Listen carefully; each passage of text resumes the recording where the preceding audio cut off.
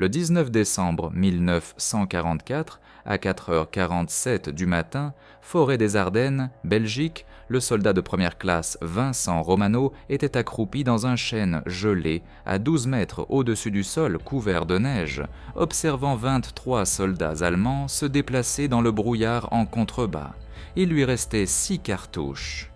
Au cours des 72 heures suivantes, il allait tuer 87 soldats ennemis sans quitter sa position, réécrivant toute la doctrine que l'armée américaine avait rédigée sur l'emploi des tireurs d'élite et faire face à un conseil de guerre pour l'avoir fait. La température se maintenait à moins 13 degrés Celsius. Son souffle se cristallisait instantanément. Le Springfield M 1900 3A4 était pressé contre sa joue. Le métal si froid qu'il brûlait à travers son cache-visage en laine. En dessous, des uniformes vert de gris se déplaçaient comme des fantômes dans la brume matinale. Des éléments de reconnaissance SS sont dans les lignes américaines durant les premiers jours de la bataille des Ardennes.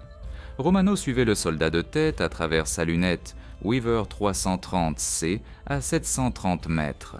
L'Allemand s'arrêta pour allumer une cigarette, mains en coupe autour de l'allumette. Le doigt de Romano trouva la détente. Le fusil recula. L'Allemand s'effondra sur le côté dans la neige, la cigarette brûlant encore à côté de sa main tendue. 22 restants. Il ne le savait pas encore, mais ce tir allait amorcer un décompte qui allait terrifier tout un régiment SS, violer tous les ordres permanents concernant les protocoles de repli des tireurs d'élite, et prouver que parfois l'arme la plus meurtrière en guerre n'est pas celle qui tire le plus de cartouches, c'est celle qui refuse de bouger. Vincent Romano grandit à Red Hook, Brooklyn, à 3 pâtés de maison du front de mer. Son père travaillait sur les quais à décharger les cargos. Sa mère faisait le ménage dans des bureaux à Manhattan. À l'âge de 12 ans, Vincent chassait les pigeons sur les toits des immeubles avec une carabine de calibre 22 empruntée, les vendant au restaurant pour 1500 pièces. À 14 ans, il pouvait toucher une boîte de conserve à 180 mètres avec des viseurs mécaniques. Le quartier produisait des boxeurs, des dockers et des criminels. Romano devint autre chose. Il passait des heures sur les toits à observer la ville, apprenant la patience. Tandis que les autres gamins jouaient au stickball dans les rues, lui étudiait les courants de vent, les effets de la température sur la trajectoire des balles, comment la réverbération de la chaleur déformait les distances en plein midi. Il apprit à rester immobile pendant des heures. Les pigeons, découvrit-il, ont une excellente vision. Bougez trop vite, ils s'envolent. Bougez assez lentement, ils ne vous voient jamais venir. Cette compétence allait lui sauver la vie en Belgique. Il s'engagea 3 jours après Pearl Harbor, à 19 ans. L'armée remarqua immédiatement ses scores de tir. Qualification de tireur d'élite dès la première tentative. Chaque tir dans le centre de la cible à 275 mètres. Ils l'envoyèrent à l'école de tireurs d'élite à Camp Perry, dans l'Ohio. Les instructeurs enseignaient la doctrine. Tirer et se repositionner. Ne jamais tirer plus de 3 coups depuis une même position. Les contre-tireurs ennemis triangulent la lueur du canon. Restez au même endroit, vous mourrez. La procédure opérationnelle standard exigeait un mouvement constant, nouvelle position à chaque engagement, survie par la mobilité. Romano écouta, il comprenait la logique, il comprenait aussi autre chose. La doctrine avait été écrite pour des champs de bataille ouverts, pas pour des forêts, pas pour des défenses désespérées face à une force écrasante, mais il ne dit rien, pas encore. En décembre 1944, il était en Europe depuis 7 mois. Normandie, Saint-Lô, forêt de Hurtgen. 38 éliminations confirmées. De bons chiffres, un solide travail de tireur d'élite, des tactiques conformes au manuel. Tirer, se repositionner, survivre. Il avait vu d'autres tireurs d'élite mourir pour être restés trop longtemps. Miller avait tiré 4 coups depuis le clocher d'une église près d'Aix-la-Chapelle. Un obus d'artillerie allemand de 203 mm rasa le clocher entier 16 minutes plus tard. Sullivan avait tiré depuis le grenier d'une grange près de Stolberg. Un barrage de mortiers fit s'effondrer le bâtiment. On retrouva des morceaux. Le message était clair, mobilité égale survie. Puis vinrent les Ardennes. Le 16 décembre 1944. la dernière grande offensive d'Hitler à l'ouest. 28 divisions allemandes défoncèrent les lignes américaines tenues par 4 divisions. 41 bataillons allemands frappèrent 7 bataillons américains dans les 6 premières heures. Les Américains craquèrent, les unités se dispersèrent, les communications s'effondrèrent. De petits groupes de soldats se retrouvèrent isolés, encerclés, coupés du reste. L'escouade de Romano, 12 hommes de la 99e division d'infanterie, se replia dans la forêt dense au sud de Rocheratz. Ils se retranchèrent sur le flanc d'une colline surplombant un chemin forestier. Bonne position défensive, champ de tir dégagé, les arbres offraient une couverture. Puis les Allemands arrivèrent, pas la Wehrmacht. La 12e division blindée, SS Hitlerjugend, fanatique, expérimentée, avançant rapidement à travers les positions américaines en direction de Malmedy. Ils utilisaient le chemin forestier en contrebas de la position de Romano. Des escouades d'infanterie, des semi-chenillés, des motocyclettes, un flux constant. L'escouade américaine avait 3 jours de munitions. Aucun réapprovisionnement possible. Les unités allemandes contrôlaient tout dans un rayon de 8 km. La radio avait été détruite lors du barrage initial. Ils étaient seuls. La doctrine standard disait de se replier, s'évader, rejoindre les lignes amies. Le sergent de l'escouade, Patrick O'Brien de South Boston, regarda le chemin forestier et dit « non ». Trop d'Allemands entrent ici et les positions américaines. Le mouvement signifie le contact.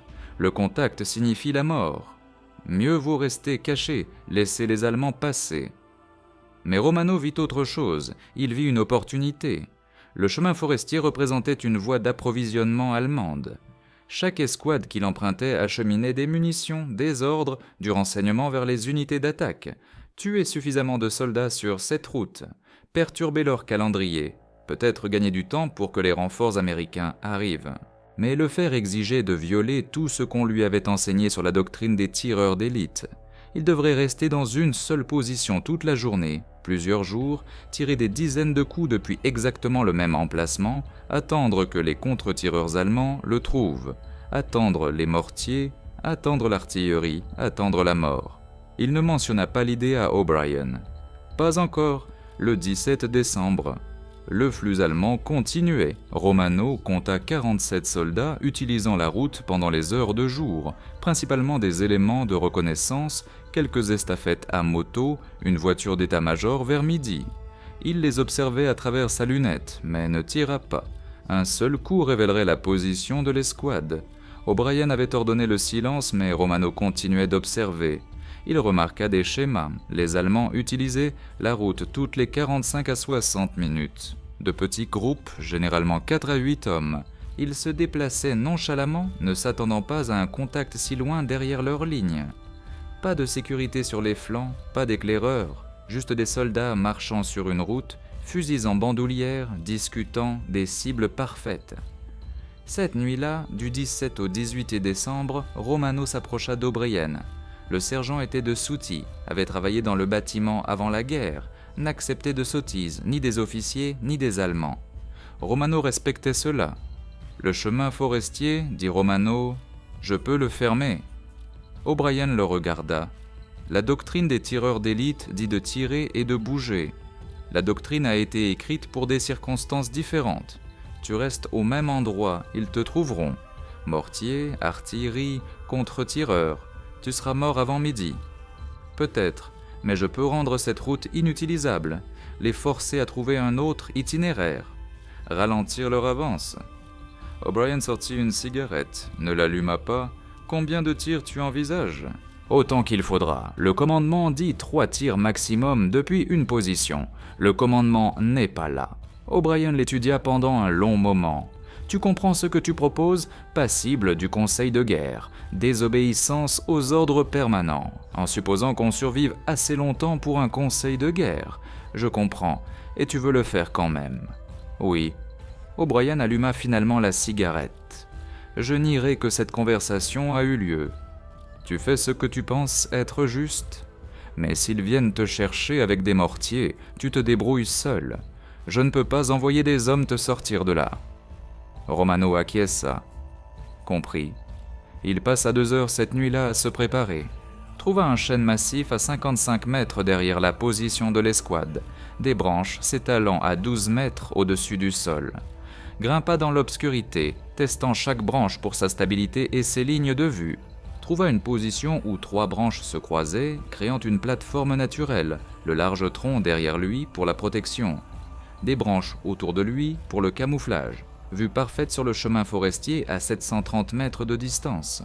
Il s'attacha au tronc avec de la corde de parachute, disposa des branches de pin autour de sa position pour le camouflage, empila 20 cartouches là où il pouvait les atteindre sans bouger le corps, positionna sa gourde, ses rations de campagne, une couverture de laine supplémentaire. La plateforme mesurait environ 90 cm sur 1,20 m. Il allait vivre dans cet espace pendant les 3 jours suivants. Ses mains tremblaient tandis qu'il travaillait, pas à cause du froid, à cause de la compréhension. Si les mortiers allemands trouvaient sa position, l'arbre deviendrait son cercueil. À 12 mètres de haut, pas d'échappatoire rapide, entouré d'explosifs brisants. Les éclats le déchiquéteraient avant qu'il ne touche le sol, mais l'alternative était de regarder les Allemands utiliser cette route librement, acheminant renforts et ravitaillements, prolongeant l'offensive, tuant davantage d'Américains. Il avait rejoint cette guerre pour tuer des Allemands. Il était temps de le faire efficacement. Le 18 décembre 1944, 6h23 du matin, première lueur. Romano était en position depuis 4h15. Le givre recouvrait tout. Son souffle créait des nuages de buée qui se dissipaient lentement dans l'air immobile. Il avait enveloppé son visage sauf les yeux, couvert la lentille de sa lunette avec un tissu jusqu'au moment voulu, minimisé toute source de signature visible. Les premiers Allemands apparurent à 6h47. 6 soldats se déplaçant vers le sud sur la route, SS d'après leurs insignes, jeunes, probablement 18 ou 19 ans. Fusils en bandoulière, un fumant, 2 riant de quelque chose, décontractés, derrière leurs propres lignes, à l'abri de toute intervention américaine. Romano les laissa atteindre le milieu de son champ de vision, 760 mètres selon son estimation. Il retira le tissu de sa lunette, à qui le soldat de tête ajusta pour le vent, minimal, 5 km/h de gauche à droite, et tira. Le soldat s'effondra instantanément, touché en plein centre de masse. Les autres se dispersèrent, plongeant dans la neige de chaque côté de la route, essayant d'identifier l'origine du tir. Romano suivait déjà la deuxième cible. Tira, touché. Le soldat tomba en arrière dans un fossé de drainage. 4 restants. Ils ripostèrent à l'aveugle, tirant vers la colline, nulle part près de la position réelle de Romano. Le son se propageait mal dans l'air froid. La lueur du canon ne signifiait rien à cette distance en plein jour. Il n'avait aucune idée d'où il se trouvait. Romano prit son temps. 3e tir, touché. 4e tir, raté. Le soldat avait bougé au dernier instant. 5e tir, touché, 2 restants. Les 2 couraient vers le nord, d'où ils étaient venus. Romano anticipa la course du premier. Tira, le regarda s'écrouler dans la neige. Le dernier soldat réussit à passer un virage de la route. 5 tués, 6 coups, 90 secondes. Il attendit. 23 minutes plus tard, 15 soldats allemands apparurent du nord. Ils avançaient prudemment maintenant, utilisant les couverts, armes prêtes. Un sous-officier les dirigeait, pointant vers la colline. Ils avaient calculé la direction approximative, mais rien de précis. Romano les laissa atteindre les corps. Ils se regroupèrent, examinant les morts, essayant de déterminer les trajectoires des balles. Erreur d'amateur, les bons soldats se dispersent. Ces soldats se regroupèrent. Il tira dans le groupe. Un tomba, les autres se dispersèrent à nouveau. Romano travailla méthodiquement. 2e tir, 3e, 4e, 3 de plus à terre. Les survivants s'enfuirent. 9 tués, 10 tirs au total.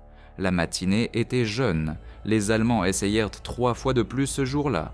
Chaque fois, ils envoyèrent des glittes, des groupes plus importants. Chaque fois, Romano tua des soldats jusqu'à ce qu'ils battent en retraite. Au coucher du soleil, le 18 décembre, il avait tiré 34 cartouches, 29 éliminations confirmées. Le chemin forestier était vide. Aucun trafic allemand, pas un seul soldat visible. Cette nuit-là, O'Brien grimpa jusqu'à sa position avec de l'eau et des rations. « Tu es complètement dingue, dit O'Brien. Tu le sais ça ? Probablement, ils finiront par trouver où tu es. Amèneront des mortiers. Peut-être. Pas de peut-être. La question c'est combien de temps tu tiens. Romano mangea des rations cave froides, les mains trop raides pour ouvrir la boîte correctement. Aussi longtemps qu'il faudra. O'Brien regarda la route vide en contrebas. Tu as fermé leur voie de ravitaillement. C'est quelque chose, c'est un début. Le 19 décembre 1944, le jour final. Romano était en position depuis 64 heures. Il ne sentait plus ses pieds. Ses mains répondaient à peine aux commandes. L'hypothermie s'installait. Il connaissait les signes. Confusion, somnolence, traitement mental ralenti. Il mourait lentement d'exposition au froid. Mais la route restait vide. Pas de trafic allemand, pas de ravitaillement, pas de renfort. Il avait fermé une voie d'approvisionnement entière par la seule force de sa persévérance. À 7h34, les Allemands firent aller leur dernière tentative. 41 soldats, effectifs d'une section complète, appuyés par 2 semi-chenillés équipés de mitrailleuses. Ils arrivèrent vite, essayant de traverser sa zone de mort avant qu'ils ne puissent engager efficacement. Romano commença à tirer avant qu'il n'entre dans la portée optimale. 820 mètres, les tirs tombant dans les éléments de tête. Des soldats tombèrent. Les semi-chenillés accélérèrent. Les mitrailleuses tirant vers la colline, un feu de suppression saturant l'air. Il ignora les tirs entrants, se concentra sur les cibles, tira, actionna la culasse, tira. Le premier semi-chenillé atteignit l'amas de corps des engagements précédents. Romano mit 3 balles à travers la fente de vision du conducteur. Le véhicule fit une embardée, s'écrasa contre un arbre, s'immobilisa. Des soldats jaillirent par l'arrière. Il en tua 4 avant qu'ils n'atteignent un couvert. Le second semi-chenillé continuait d'avancer. Romano visa le tireur, visible derrière son bouclier. Tira, raté, tira à nouveau, touché. La mitrailleuse se tut. Maintenant, c'était l'infanterie seule. 41 soldats réduits à 28. Désorganisés, se mettant à couvert derrière tout ce que le terrain offrait comme protection, leur attaque avait échoué et ils étaient cloués au sol. Romano continua de tirer. 27, 26, 23. À 8h09, les survivants battirent en retraite vers le nord, traînant les blessés, abandonnant les morts. Romano compta les corps visibles sur la route, 18 confirmés. L'attaque avait coûté aux Allemands au moins 25 pertes, probablement plus. Le chemin forestier était inutilisable, jonché de cadavres, de véhicules calcinés, du résidu psychologique d'une position qui tuait tout ce qui s'en approchait. Il avait gagné. À 14h47, des renforts américains de la 2e division d'infanterie atteignirent l'escouade d'O'Brien. L'offensive allemande dans ce secteur avait calé, en partie à cause de pénuries de carburant, en partie à cause de la résistance américaine, en partie à cause d'un seul tireur d'élite rendant une seule route trop coûteuse à emprunter. Romano descendit de son arbre à 15h15, le 20 décembre 1944. Il avait passé 72 heures et 28 minutes dans ce chêne, tiré 114 cartouches, obtenu 87 éliminations confirmées, violé toute la doctrine que l'armée américaine avait rédigée sur l'emploi des tireurs d'élite. Ses jambes se dérobèrent quand il toucha le sol. O'Brien le rattrapa. « Tu l'as fait, espèce de cinglé. » Romano ne dit rien, se contentant de fixer ses mains, agrippant toujours le fusil. Le débriefing eut lieu le 21 décembre dans une ferme à 8 km à l'ouest. Quartier général temporaire du bataillon, Romano était assis face à une table devant le capitaine James Buchanan, officier de renseignement du bataillon, et le commandant Harold Steinberg, officier des opérations de la division. Buchanan ouvrit un carnet. « Soldat Romano, décrivez-nous l'engagement. » Romano le décrivit cliniquement. Sélection de la position, champ de tir, acquisition des cibles, distances estimées, des comptes de tués par engagement, aucune émotion, juste des faits. Steinberg l'interrompit. « Vous avez maintenu votre position pendant 3 jours consécutifs ?»« Oui, mon commandant. » Malgré les ordres permanents exigeant un repositionnement après 3 tirs maximum. « Oui, mon commandant. » Vous êtes conscient que ces ordres existent pour empêcher exactement ce qui s'est passé, des mortiers ennemis ciblant votre position. Oui, mon commandant, et pourtant, vous leur avez désobéi quand même.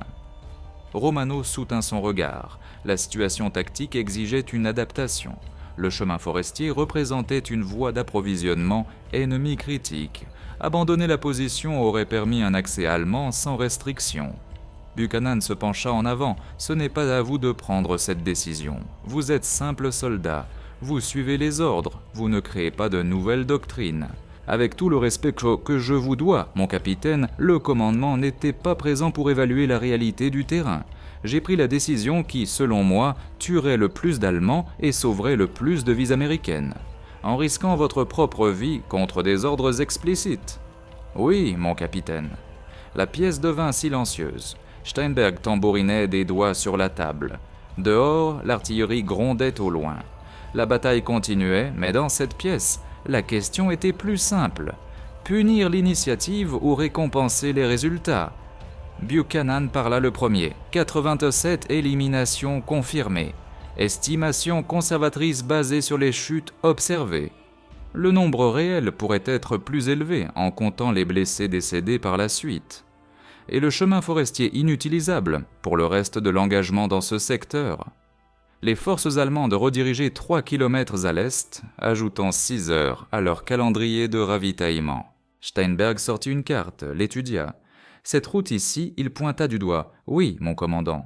Le renseignement a rapporté que les unités allemandes dans ce secteur ont connu d'importantes pénuries de munitions les 19 et 21 décembre. Nous avions supposé que c'était des problèmes de distribution. Vous dites que c'est vous qui en êtes la cause? J'ai perturbé une voie d'approvisionnement. Je ne peux pas me prononcer sur la logistique allemande dans son ensemble. » Steinberg et Buchanan échangèrent des regards. Buchanan ferma son carnet. « Soldat Romano, vous avez violé des ordres directs.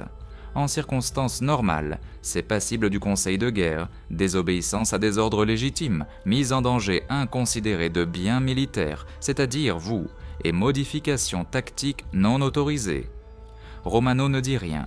Cependant, Steinberg se leva. Les résultats comptent. 87 pertes ennemies depuis une seule position représentent une efficacité au combat exceptionnelle. La perturbation de la logistique ennemie a fourni un avantage opérationnel mesurable. Il marcha vers la fenêtre, regarda la neige dehors. « Voici ce qui va se passer. Un blâme officiel dans votre dossier militaire. Une lettre documentant votre violation des ordres permanents qui vous suivra pour le reste de votre carrière militaire. » Romano hocha la tête. Il s'y attendait. Mais Steinberg se retourna. « Pas de cours martial, pas de rétrogradation, et nous transmettons votre dossier au cadre de formation des tireurs d'élite de la division pour analyse tactique. Si vos méthodes s'avèrent reproductibles dans des circonstances spécifiques, nous devrons peut-être réviser la doctrine. » Buchanan ajouta « Pour être clair, vous avez eu de la chance. Ces mortiers auraient dû vous tuer. Le prochain tireur d'élite qui essaiera cela pourrait ne pas survivre. Nous ne pouvons pas encourager les cow-boys qui pensent en savoir plus que le commandement. » « Compris, monsieur, mais nous ne pouvons pas non plus ignorer l'efficacité. La guerre consiste à tuer l'ennemi et à préserver nos propres forces. Vous avez accompli les deux. Cela ne vous donne pas raison, cela vous rend utile. » La réunion prit fin. Romano sortit avec un blâme dans son dossier et la reconnaissance tacite qu'il avait changé la façon dont l'armée concevait l'emploi des tireurs d'élite en position défensive. La nouvelle se répandit dans la division en quelques jours. Pas officiellement. Personne ne publia de rapport sur le tireur d'élite fou qui était resté dans un arbre pendant 3 jours. Mais les soldats parlent. O'Brien raconta l'histoire à son peloton. Ils la racontèrent à leur compagnie. En une semaine, chaque tireur d'élite de la 99e division d'infanterie connaissait l'exploit de Romano. Certains qualifièrent cela de suicidaire. Violer la doctrine, c'était demander à mourir. Le fait que Romano ait survécu relevait de la chance, rien de plus. D'autres y virent autre chose. Ils y virent de l'adaptation. Reconnaître quand les circonstances exigèrent d'abandonner la procédure standard. Comprendre que la doctrine était un guide, pas un évangile. En janvier 1945, 3 autres tireurs d'élite avaient tenté des positions statiques similaires lors d'opérations défensives. L'un mourut sous le tir de contre-batterie. 2 obtinrent des résultats significatifs avant de se replier. La technique fonctionnait parfois dans des conditions spécifiques. L'école de tireurs d'élite de la division ajouta un nouveau module en février. Opération de tireurs d'élite en position prolongée. Ils ne le nommèrent pas d'après Romano. Officiellement, il provenait de l'analyse tactique des engagements défensifs des Ardennes, mais les instructeurs savaient. Chaque tireur d'élite qui suivit ce cours apprit l'histoire de Romano. La leçon n'était pas de désobéir aux ordres, la leçon était de comprendre sa situation tactique spécifique et de s'adapter en conséquence. En mars 1945, l'armée publia une doctrine révisée pour les tireurs d'élite, enfouie dans la section 7, sous-section 3, paragraphe 4. En position défensive avec un soutien ami confirmé et un terrain favorable, les tireurs d'élite peuvent maintenir des positions statiques au-delà des limitations standards de 3 tirs, à condition d'une réévaluation continue de la menace de contre-tireurs d'élite ennemis. L'autorisation légale de faire ce que Romano avait fait. Le manuel citait des analyses de combat des opérations de l'hiver 1944 à 45. Pas de nom, pas de bataille spécifique, juste la reconnaissance que parfois rester en place tuait plus d'ennemis que se déplacer. Romano ne vit jamais le manuel révisé. En mars, il fut réaffecté au quartier général de la division comme instructeur de tireurs d'élite. Pas une récompense, une décision pratique. S'il avait découvert quelque chose d'utile, mieux valait qu'il l'enseigne, plutôt que de se faire tuer avant la fin de la guerre. Il forma 43 tireurs d'élite entre mars et mai 1945. Il leur enseigna les positions dans les arbres, les lignes de visée, la patience, la survie par temps froid. Il leur parla de la route forestière. Il expliqua son raisonnement. Évaluez la valeur tactique. Calculez le risque. Prenez la décision. Ne soyez pas stupides, leur dit-il. Les positions statiques GZ sont du suicide en opération offensive, mais en défense avec un soutien approprié. Parfois la meilleure position est celle qui ne bouge pas. Vous devez savoir dans quelle situation vous vous trouvez. Le jour de la victoire en Europe arriva le 8 mai 1945. Romano avait survécu à 87 éliminations en 3 jours, des centaines d'autres tout au long de la guerre. Étoile de bronze pour bravoure, bien que la citation ne mentionnât jamais la route forestière. Juste une efficacité au combat exceptionnel dans les Ardennes, décembre 1944. Il rentra au pays en juillet, fut démobilisé en août, de retour à Brooklyn en septembre. Romano ne parlait pas de la guerre. Ses amis demandaient ce qu'il avait fait en Europe. Il disait « l'infanterie ». Ils insistaient pour avoir des détails. Il changeait de sujet. Sa mère voulait contacter le journal local, faire un article sur un héros. Il refusa. Il trouva un emploi à l'aéroport de LaGuardia, mécanicien aéronautique. Le travail était simple. Entretenir les moteurs, remplacer les pièces, maintenir les avions en état de vol. Cela lui plaisait. Calme, méthodique, personne ne lui tirait dessus. Il se maria en 1948. Teresa D'Angelo, du quartier, travaillait comme secrétaire dans un cabinet d'avocats. Ils eurent 3 enfants. Joseph, né en 1949, Maria, 1952, Anthony, 1955. Romano ne leur dit rien de la guerre jusqu'à ce qu'ils soient adultes. Chaque année, le 20 décembre, il appelait Patrick O'Brien. Le sergent avait survécu à la guerre, était retourné à Boston, travaillait dans le bâtiment comme avant. Ils parlaient d'Illy pendant 20 minutes, surtout de leur famille, de leurs emplois, de la vie quotidienne. Parfois O'Brien disait « Tu es toujours fou ?» Romano répondait « Tous les jours ». Ni l'un ni l'autre ne mentionnait le chêne ou la route forestière. Pas besoin. Romano assistait aux réunions de la 89e division quand il le pouvait.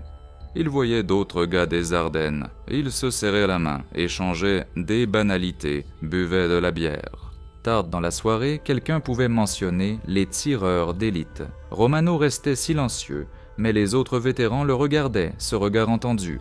Lors d'une réunion en 1973, un homme plus jeune s'approcha, se présenta comme le lieutenant Michael Greco, instructeur à l'école de tireurs d'élite de la division, de 1968 à 72. « Vous êtes Romanos ?»« Ouais. J'ai enseigné votre méthode, la position statique défensive. Ça m'a sauvé la vie 2 fois au Vietnam. » Romano hocha la tête. « Vous l'avez modifié ? J'ai ajouté la communication radio avec les positions amies, un meilleur protocole d'extraction en cas de mortier. Mais le concept de base, votre concept, fonctionne. Ce n'est pas mon concept, juste du bon sens. L'armée ne pensait pas ainsi en 1944. L'armée pense beaucoup de choses. » Ils parlèrent pendant 1 heure. Gréco voulait des détails. Les lignes de visée exactes, la gestion des munitions, le maintien en conditions par temps froid. Romano répondit à chaque question. Si la méthode sauvait des vies, il partagerait tout ce qu'il savait. Vous n'avez jamais reçu de reconnaissance officielle. Gréco dit, pas besoin de reconnaissance, juste besoin que les Allemands soient morts et les Américains vivants. Aussi simple que ça. Aussi simple que ça. Romano prit sa retraite de la Guardia en 1982 à 59 ans. La pension n'était pas formidable, mais suffisante. Il passa sa retraite à travailler sur des voitures dans son garage, de petites réparations pour les voisins, à apprendre à ses petits-enfants à tirer avec des carabines de calibre 22 dans un stand de tir au nord de l'État. Il refusa toutes les demandes d'interview. Un historien militaire le retrouva en 1989. Il voulait écrire sur les tireurs d'élite des Ardennes. Romano déclina, rien à raconter. J'ai fait mon travail, on a gagné. C'est toute l'histoire. L'historien insista. Mais votre technique a changé la doctrine. C'est historiquement significatif. Beaucoup de gars ont changé la doctrine. La plupart sont morts en le faisant. J'ai eu de la chance. Pas grand-chose à raconter. 87 éliminations en 72 heures. C'est exceptionnel selon n'importe quel critère. Romano pensa à la route forestière, au corps dans la neige. De jeunes soldats allemands de 18-19 ans, morts parce qu'il avait été patient, et avaient eu froid et avaient été prêts à violer les ordres. C'étaient des ennemis, dit-il. Je les ai tués. C'est la guerre, rien d'exceptionnel là-dedans. L'historien ne publia jamais l'histoire. Vincent Romano mourut le 3 février 1997 à 74 ans. Crise cardiaque rapide chez lui à Brooklyn. Teresa le trouva dans son garage, assis dans un fauteuil, parti. Les funérailles réunirent d'un lit la famille et les amis du quartier. Quelques vieux camarades de la 99e division firent le déplacement. O'Brien descendit de Boston à 76 ans, marchand avec une canne. Ils enterrèrent Romano avec les honneurs militaires. Le drapeau sur le cercueil, une salve de 3 coups, la sonnerie aux morts. La nécrologie dans le Brooklyn Eagle mentionnait son service. Vétéran de la Seconde Guerre mondiale, 99e division d'infanterie, théâtre européen, survivant de la bataille des Ardennes, aucune mention de route forestière, aucune mention de chaîne, aucune mention de 87 hommes tués depuis une seule position. Juste un autre vétéran dont la famille se souvenait, enterré avec une dignité tranquille. À la réception après les funérailles, O'Brien s'assit avec les enfants adultes de Romano. Joseph demanda « Comment était mon père pendant la guerre ?» O'Brien considéra la question. « C'était l'homme le plus courageux que j'ai jamais rencontré et le plus calme. Quand tout partait en enfer, il restait concentré, faisait ce qu'il fallait faire. Il n'en a jamais parlé. La plupart des gars n'en parlent pas. Ceux qui ont vu le pire, ils gardent tout à l'intérieur. » Maria demanda « Est-ce qu'il a fait quelque chose d'important ? On sait qu'il était là-bas, mais il n'a jamais dit ce qu'il avait vraiment fait. » O'Brien sourit. « Il a sauvé beaucoup de vies, des centaines peut-être, peut-être plus. Il a changé la façon dont l'armée concevait certaines tactiques, mais il n'a jamais voulu de reconnaissance pour cela. Pourquoi pas ? Parce qu'il ne l'a pas fait pour la reconnaissance. Il l'a fait parce que ça devait être fait. » Anthony, le plus jeune, dit « Ça lui ressemble bien. » O'Brien regarda les 3 enfants de Romano, de bonnes personnes qui connaissaient à peine l'histoire de guerre de leur père. « Il y a quelque chose que vous devez comprendre. Votre père a violé les ordres pour faire ce qu'il pensait être juste. Il a risqué la cour martiale, risqué sa vie parce qu'il voyait un moyen de tuer plus d'Allemands et de sauver plus d'Américains. L'armée a fini par lui donner raison, a changé sa doctrine en se basant sur ce qu'il avait fait. Mais il ne s'en est jamais vanté, n'a jamais revendiqué le mérite. Il est juste, retourné à la vie civile, comme si de rien n'était. »« Qu'est-ce qu'il a fait exactement ?» demanda Joseph. O'Brien leur raconta. Le chêne, la route forestière, 72 heures, 87 éliminations, les mortiers, le blâme, le changement doctrinal silencieux. Quand il eut terminé, les enfants restèrent silencieux. Finalement, Maria dit « On n'a jamais su. Il ne voulait pas que vous sachiez, il voulait être votre père, pas un héros de guerre. » Teresa, la veuve de Romano, avait écouté depuis tout près. Elle s'approcha, s'assit. Il faisait des cauchemars parfois, surtout en décembre. Il se réveillait en tremblant, refusait d'en parler. J'ai demandé une fois. Il a dit « J'ai tué beaucoup de gens, certains le méritaient. Certains n'étaient que des gamins qui obéissaient aux ordres. Je ne sais pas quoi ressentir à ce sujet. » O'Brien hocha la tête. C'est la différence entre les soldats et les tueurs. Les soldats se souviennent de ceux qu'ils ont tués. La route forestière existe toujours, goudronnée maintenant, faisant partie d'un réseau routier régional dans l'est de la Belgique. Les touristes l'empruntent sans le savoir. Il n'y a pas de monument, pas de plaque historique, juste une route à travers la forêt. En 1994, un historien militaire belge faisant des recherches sur les actions de la bataille des Ardennes dans ce secteur trouva des références dans les archives des unités allemandes. Le journal de guerre de la 12e division blindée, SS, mentionnait une activité de tireurs d'élite ennemis du 18 au 20 décembre ayant entraîné une modification de l'itinéraire de ravitaillement et des pertes significatives parmi les éléments de reconnaissance. L'historien recoupait avec les archives américaines et trouva des mentions indirectes dans les rapports d'après-action de la 99e division d'infanterie. Les opérations de tireurs d'élite ont significativement dégradé la logistique ennemie dans le secteur Sept B. Il tente à d'identifier le tireur d'élite, non expurgé dans les documents disponibles. Il demanda les dossiers complets, refusés, classifiés en vertu des réglementations sur la protection de la vie privée du personnel.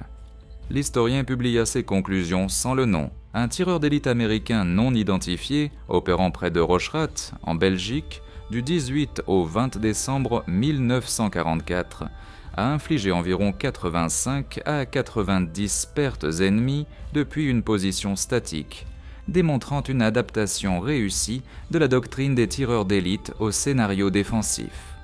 L'article fut lu par des historiens militaires et des spécialistes de la doctrine, cités dans plusieurs ouvrages ultérieurs sur les tactiques de tireurs d'élite.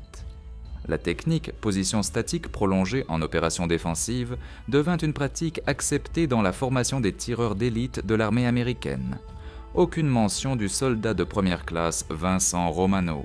Aucune reconnaissance du gamin de Brooklyn qui tuait des pigeons depuis les toits et des Allemands depuis des chaînes. Juste la méthode, les résultats, l'évolution silencieuse de la façon dont les soldats pensent leur métier. C'est ainsi que l'innovation se produit en temps de guerre. Pas par des généraux dans des quartiers généraux analysant des cartes, pas par des comités rédigeant des doctrines théoriques, par des soldats sur le terrain qui voient des problèmes, calculent des solutions et agissent malgré les conséquences. Romano vit une route de ravitaillement permettant les opérations ennemies.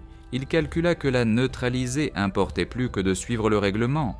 Il accepta le risque de la cour martiale et de la mort. Il resta dans cet arbre pendant 3 jours, tuant tout ce qui bougeait jusqu'à ce que la route devienne inutilisable.